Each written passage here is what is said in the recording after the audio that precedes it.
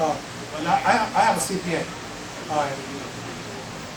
I would get a CPA. Now, you know, if I were you, to do your taxes and answer that question, okay? Because one of the things that hurts us, you know, there's no such, and I don't encourage tax avoidance, but I do encourage tax reduction. All right. None of us should pay more taxes than we need to pay. All right. But if you don't know, you can wind up paying more taxes than you need to. All right. And a CPA, a certified public accountant, this is what they go to school. This is what they get trained to do. And when you explain your situation to them, they can give you much more clarity on how you should file that personal return. All right. The corporate return stands on its own. And my business is operated out of my home. We're operated out of my home. It's a separate area of our house. All right. You know, I take the square footage of that area, and the utilities I'm using that, all that's tax deductible.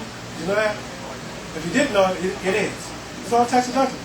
Now, you can't live out of there now. It's got to be dedicated to your business. All right. I'm not saying the IRS is going to come and look at it, but one day they may. Okay.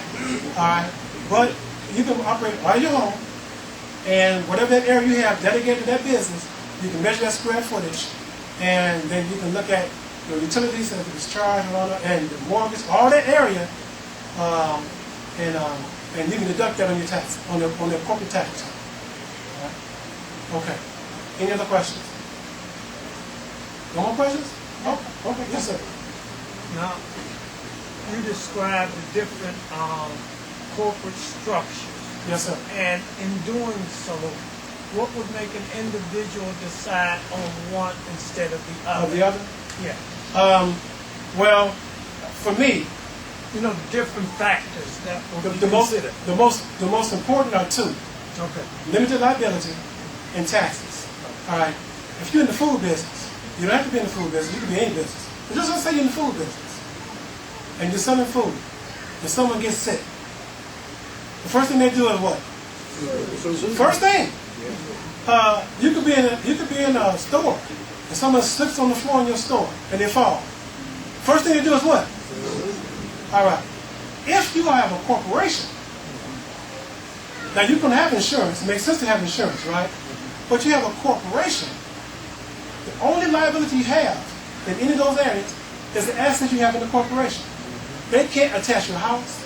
They can't come after your car. They can't come after anything else. All right?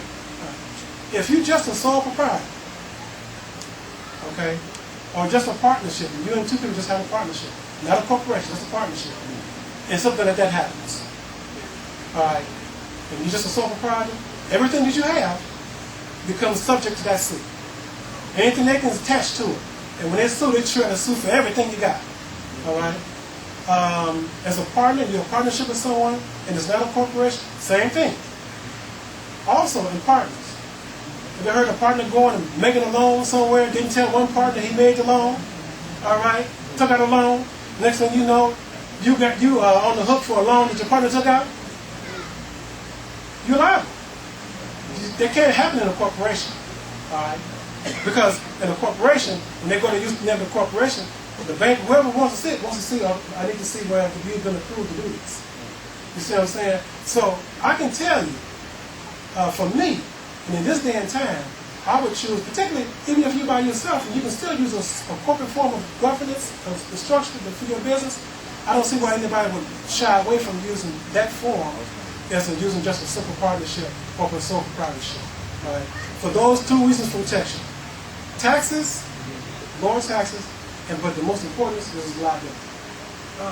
Another aspect to that question I wanted to explore was when they're looking at the three forms of corporation. Yes. And the individual is saying, which form suits me? What considerations should they have in mind? I guess they just look at their own personal situation. Right. How much money do they have at the time to set up their business in terms of corporation? And I can tell you this, if I had to wait until I had the money to set up in a corporation, I probably would wait. But I can't speak for everyone. Mm-hmm. So there are several factors that they may want to look at. There's some that don't want to pay the annual fee. I don't want to pay this fee every year. Well, me and my wife, we scrape it together. Because let me tell you, it's just, to me, for us, for the protection, to sleep comfortably at night is better. My vehicle, I have a SUV outside. It's in the name of my corporation. When I bought it in the name of my corporation. So my corporation would have credit. All right, my corporation has credit. I can go to the bank. They say, you have any assets? Yep, I do have an asset. Not only do I have an asset, I have a credit record in the name of Occupy Enterprises LLC. When I'm riding down the street, if the police run my plates, that's what comes up. Okay? Occupy Enterprises LLC. Right. So, I guess again, I would tell someone just to study and look at the 3 different types and look at their own situation, make the best decision for themselves. I think that's all I hand back to you. Yes, sir.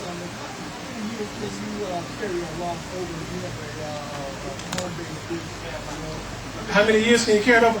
Now, those get kind of technical. That's something that I would certainly encourage for an accountant. But a loss can be carried over as many years as you carry it over, as long as you're in business. All right? As long as you file the appropriate paperwork and it's a legitimate loss. That's the benefits of having a corporation. All right? Loss can be carried over.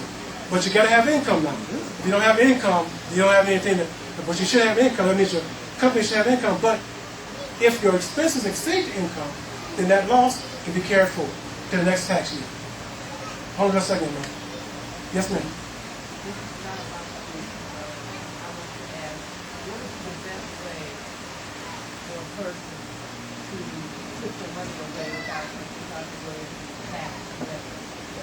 What would be the best way to put money away without being taxed too heavily? Large sum of money.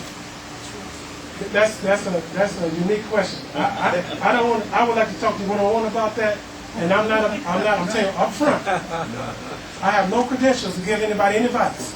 So you can't say, I did what you told me, and I'm going to sue you because you did what you. Okay. So I'm going to tell you right now, all I can do is give you and point you in the direction. There is information that I do know. I do know about the CDs, annuities, and things like that. I do know something about those things. All right. For any of you who know that I've been asked and I've spoken several times on the Lifeline. It's a Lifeline that Imam Rasul started, and I've talked about this on some occasions, and I always tell people get a good personal financial advisor, licensed financial advisor, okay?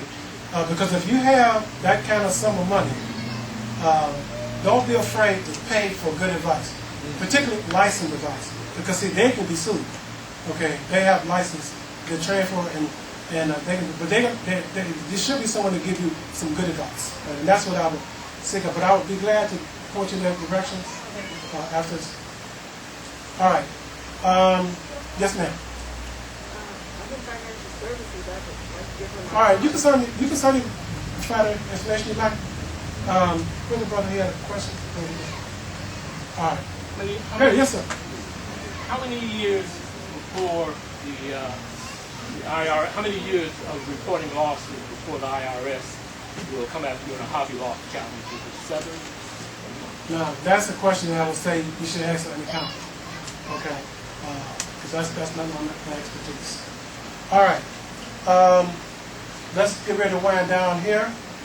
After each First Sunday talk class, I give a tech update, a technology update. All right, and this one I'm going to deal with YouTube. How many of you know about YouTube? YouTube. Oh, a few hands. All right. Well, that's good. So let me speak about YouTube. YouTube is a free video sharing program. All the programs on YouTube are free. All right. The Mosque has a channel on YouTube, and there's various channels. Now, let me just show you YouTube. Give me just a second.